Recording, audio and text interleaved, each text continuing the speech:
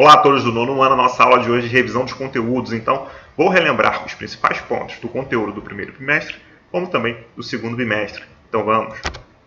Bom, por uma questão cronológica do nosso livro, começamos estudando os regimes totalitários antes da República Velha no Brasil. Bom, vimos que existiram vários regimes totalitários, porém, eu dei ênfase apenas em dois: fascismo e nazismo. Como também teve o salazarismo em Portugal, o franquismo na Espanha e o stalinismo na União Soviética.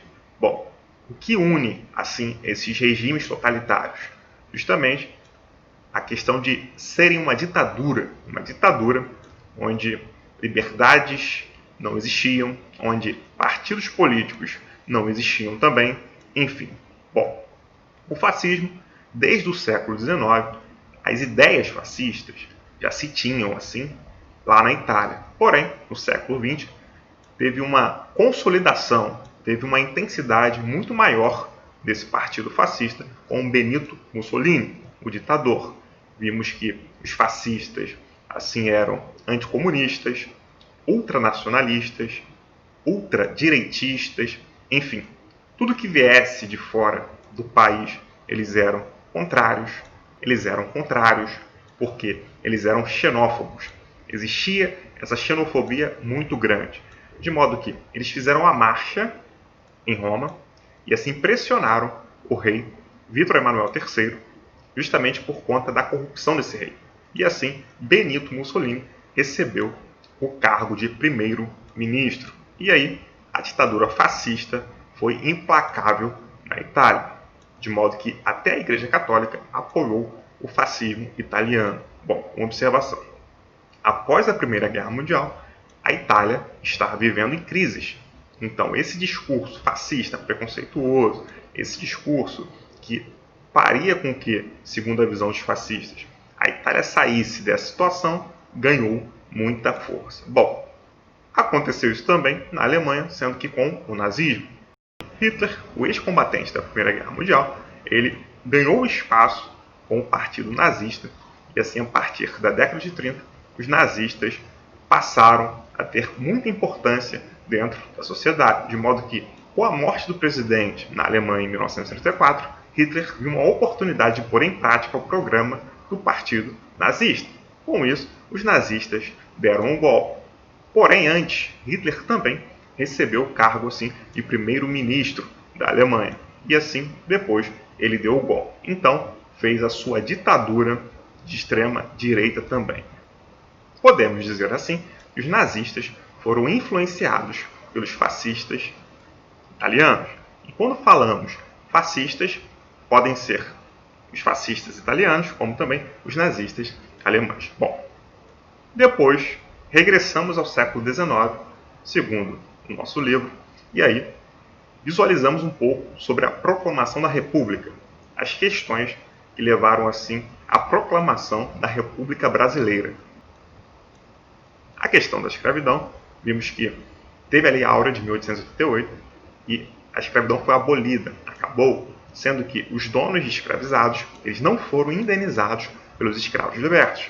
Então, eles se separaram assim de Dom Pedro II. Eles passaram a fazer oposição a Dom Pedro II. Teve a questão da religião. O Vaticano, Roma, proibiu assim que maçons viessem fazer parte do clero católico. Com isso, Pedro II era maçom e dois bispos assim cumpriram essa ordem, sendo que Dom Pedro assim puniu esses dois bispos. Logicamente que a igreja se apartou dele também. E teve a questão militar, porque os militares queriam participar assim da construção política do país, sendo que depois da Guerra do Paraguai, o exército como instituição cresceu bastante. Então, eles queriam essa participação, porém essa participação era vetada para eles, de modo que eles também se opuseram assim ao governo de Pedro II. Então, esses três grupos, os grandes cafeicultores, a Igreja Católica e os militares, se opuseram a Dom Pedro II, que foi tirado do poder, e assim a República foi proclamada. Então não foi algo do povo, e sim desses grupos sociais. não foi algo da população mais simples, de modo que tivemos o nosso primeiro presidente, Marechal Deodoro da Fonseca, e o segundo, Marechal Floriano Peixoto. Nesse período desses dois governos, temos a República da Espada, onde fomos governados por dois militares. Bom, sendo que essa república, esse início de república, as coisas no campo, logicamente, que eram abandonadas. E aconteceram conflitos rurais, revoltas nesse campo. Uma delas que nós vimos foi a Guerra de Canudos, que foi de 1896 até 1897. Bom, como líder tinha ali Antônio Conselheiro, que montou um arraial de Canudos, e as pessoas iam e viviam nesse arraial, de modo que elas viviam de uma forma coletiva, um ajudando o outro. Então, sendo que posteriormente Antônio Conselheiro e as pessoas de Canudos entraram em conflitos. Bom, ao fim de 4 expedições, Canudos foi totalmente destruído. Também aconteceu, agora no Rio Grande do Sul, a Guerra do Contestado, em 1916. Uma observação: Canudos, a Guerra de Canudos, foi na Bahia. Então, no caso da Guerra do Contestado, existia uma região disputada entre Paraná e Santa Catarina, e assim esses estados eles começaram a combater por conta dessas questões. E outras questões também, porque era uma região que era muito rica em madeira, erva mate, e teve ali a figura do líder José Maria. Bom, tanto Antônio Conselheiro na Guerra de Canudos como José Maria na Guerra do Contestado, eles eram líderes messiânicos, e é um conceito importante para a gente entender um pouquinho dessas guerras, já que a população os via assim como líderes que fariam reformas sociais e espirituais, sendo que essas duas guerras, essa população assim foi dizimada, essa população assim foi destruída. Depois vimos um pouco sobre o cangaço, que foi de 1870 até 1940. Vimos que é uma questão de banditismo social, ou seja, grupos que percorriam assim o sertão nordestino realizando assaltos. E entra até no imaginário social a questão de que Virgulino Ferreira da Silva, ou Lampião, era uma espécie de Robin Hood, sendo que não, na verdade, ele tirava da população, ele fazia os assaltos e privilegiava seu grupo, os cangaceiros, e não a população como um todo.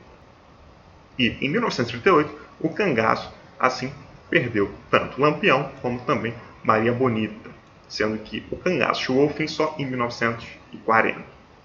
Depois, vimos alguns confrontos também, conflitos urbanos. Teve a revolta da vacina em 1904, onde a população se negou a tomar a vacina obrigatória contra a varíola, já que não existia uma campanha geral e essa forma de se vacinar as pessoas era uma forma totalmente truculenta. Então o povo pensava assim que os agentes públicos de saúde tirariam a vida delas. Então eles se revoltaram contra essa vacinação obrigatória. Ali uma figura muito importante foi o médico sanitarista Oswaldo Cruz. E assim essa população resistiu, de modo que a obrigatoriedade da vacina foi tirada. E assim, 4 anos depois, em 1908, houve um surto muito pior de varíola e as pessoas foram se vacinar por conta própria. Também houve a revolta da Chibata, ou a revolta dos marinheiros, ocorrida em 1910. Os marinheiros questionavam a má alimentação que eles estavam tendo e também os castigos físicos. Assim como o líder ali principal, João Cândido, o almirante negro, ele foi o responsável também, sendo que os marinheiros também não tiveram bons resultados com essa revolta, de modo que os revoltosos, os amotinados foram assim mandados ao Acre para o trabalho, sendo que João Cândido foi internado numa clínica psiquiátrica. Bom, depois disso, vimos a greve geral de 1917, que aconteceu em São Paulo. Inicialmente em São Paulo e outros estados aderiram a essa greve. Rio de Janeiro, Bahia, Minas Gerais, Pernambuco. Mais de 500 mil trabalhadores pararam. Por isso que o nome greve geral. Isso porque os trabalhadores eles queriam melhores salários, redução da jornada de trabalho para 8 horas, criação de férias, Enfim, por quê? Porque no início dessa república, essas questões estavam presentes, sendo que na Inglaterra essa questão já estava lá desde o século XVIII. E na nossa república, no século XX ainda, essas questões estavam presentes.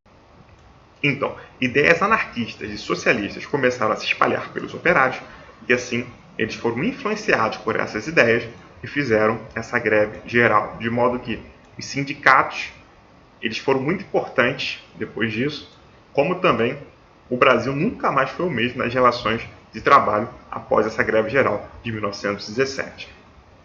Bom, teve também o chamado tenentismo, que foi um movimento que lutava contra a corrupção, contra a política do café com leite, ou seja, o revezamento que existia entre São Paulo e Minas Gerais na questão da presidência da República.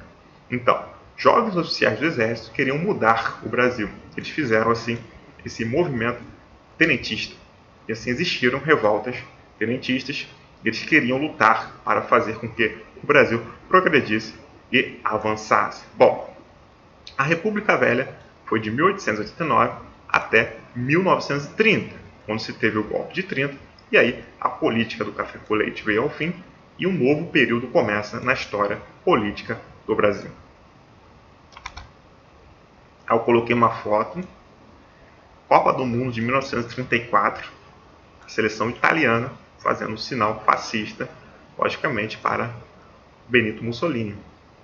Então, essa questão ideológica, política, também entrou assim no esporte.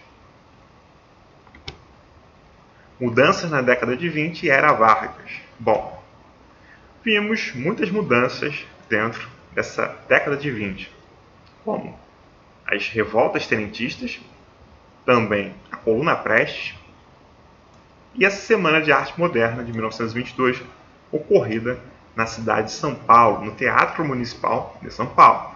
Então, essa semana tinha o objetivo de valorizar as raízes brasileiras, de modo que eles mostravam esculturas, literatura, música, tudo levando em consideração a bandeira nacional, mostrando a produção brasileira em todas essas questões. Como também vimos a fundação do Partido Comunista no próprio ano de 1922, como uma alternativa ao que estava acontecendo na política brasileira, justamente essa questão, a política do café com leite, essa corrupção que estava já nas estruturas do país. Bom, por causa dessa questão, por causa da política do café com leite, ocorreu o golpe de 1930, já que o presidente era Washington Luiz e assim ele indicou Júlio Prestes, sendo que Júlio Prestes era paulista e Washington Luiz estava representando São Paulo. Pela política do café com leite, o indicado seria um presidente mineiro. Então, Minas Gerais se revoltou, como também os gaúchos se revoltaram e formaram assim a Aliança Liberal, de modo que, em 1930, o presidente da República foi obrigado a deixar o poder e Getúlio Vargas assumiu o governo. Que presidente? Washington Luiz. Então, antes, as eleições aconteceram e Júlio Prestes venceu, porém ele venceu e não entrou. Por quê? Getúlio Vargas assumiu o governo. Assim que assumiu, aconteceu o chamado governo provisório, que foi de 1930 até 1934. Então, dentro desse governo de Vargas, existiam muitos interesses, muitos grupos. Ele era feito pelos representantes das elites estaduais, militares e etc. Então, cada um tinha seu próprio interesse em relação a esse governo. Os paulistas foram tirados assim do poder, porém, eles questionaram, eles se manifestaram e houve esse confronto. Eles se revoltaram em 1932 e lutaram por uma Constituição e pelo fim do governo provisório de Vargas, sendo que eles lutaram e perderam e, posteriormente, o Brasil recebeu uma nova Constituição, que foi de 1934. A primeira Constituição republicana foi de 1891. Sendo que, em 1938, as eleições ocorreriam normalmente e Vargas não queria sair do poder. O governo provisório dele foi de 1930 até 1934.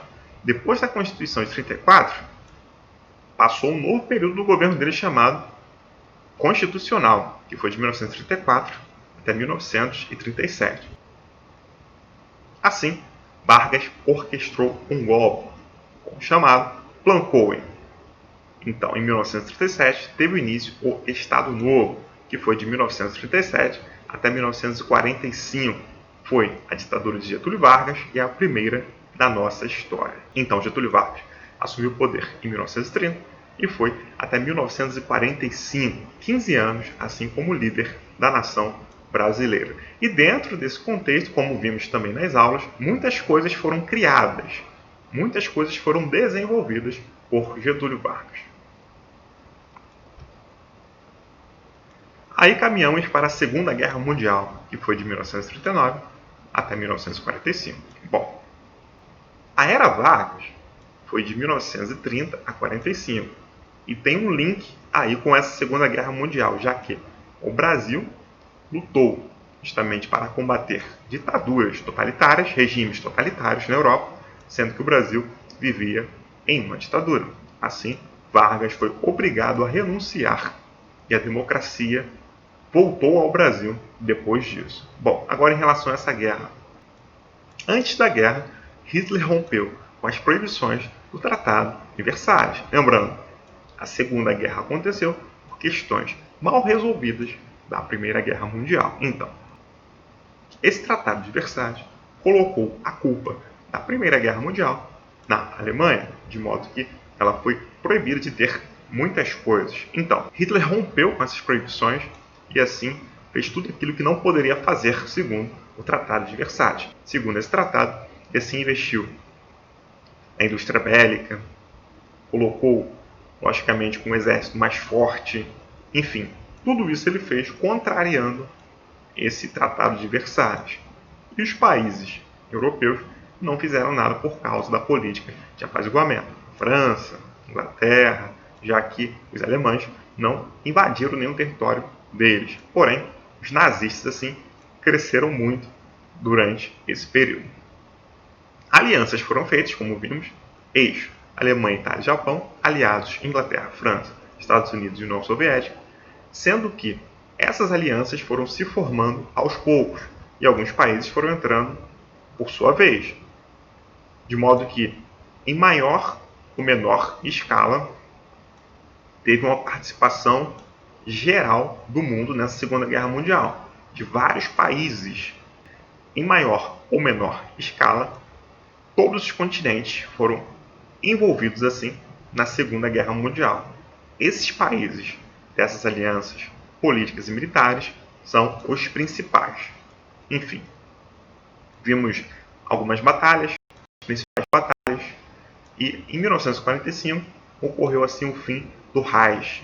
Os aliados foram libertando os países do leste europeu e vimos que Hitler se suicidou. Bom, o Japão foi resistindo com seus pilotos kamikazes, e a queda do Japão, o fim da guerra, se deu em 1945, depois que o presidente Harry Truman ele ordenou o bombardeio atômico em Hiroshima e Nagasaki, duas cidades japonesas, onde milhares de pessoas foram mortas. E, posteriormente, assim, o Japão se rendeu, assinou a sua rendição. Ao fim de todo esse período de guerra, cerca de 60 milhões de pessoas morreram, fora os inválidos. O mundo foi dividido entre o bloco socialista da União Soviética e o bloco capitalista dos Estados Unidos, sendo que a União Soviética lutou ao lado dos Estados Unidos, nos aliados. Porém, eles eram inimigos que estavam combatendo um inimigo em comum, no caso, o eixo. Mesmo anteriormente, a União Soviética estabeleceu uma relação com a Alemanha e fez o Pacto de Não Agressão, sendo que esse pacto foi quebrado quando os alemães invadiram a União Soviética e depois a União Soviética entrou ao lado dos aliados. Bom, ao término de tudo isso, a Guerra Fria se iniciou. O mundo ficou polarizado, dividido entre esses dois blocos. Aí eu coloquei uma foto, trabalhadores de São Paulo, justamente nessa greve geral de 1917, onde eles fizeram essa manifestação bem grande. Como eu chamei a atenção, mais de 500 mil trabalhadores pararam e outros estados aderiram a essa greve. Rio de Janeiro, Minas Gerais, Bahia, Pernambuco. Outra foto, no caso aí, o cangaço, Lampião e seu bando, os cangaceiros, Maria Bonita, sua companheira, eles agiam com banditismo social, aterrorizando o sertão nordestino. Outra imagem, o mundo após o fim da Segunda Guerra Mundial. De um lado, Tio Sam, do outro, o urso da União Soviética. Ambos combateram duramente durante essa Guerra Fria. Combateram como assim? Bom, combateram por questões ideológicas, por questões políticas e econômicas, sendo que eles não se defrontaram. Ambos não entraram em guerra propriamente dito, ou seja, eles não se enfrentaram de uma forma frontal, porém, eles influenciaram outras guerras que aconteceram durante esse período da Guerra Fria, e a guerra que eles travaram foi, como o próprio nome diz, uma guerra fria, uma guerra ideológica, política, econômica, etc. Aqui em cima, o símbolo da União Soviética, a estrela do Partido Comunista, o martelo aqui dos operários, a foice dos camponeses, enfim. E, logicamente, Tio Sam com o saquinho e o cifrão na mão. Enfim. Bom, gente, espero que tenha ficado claro e até o próximo vídeo. Valeu!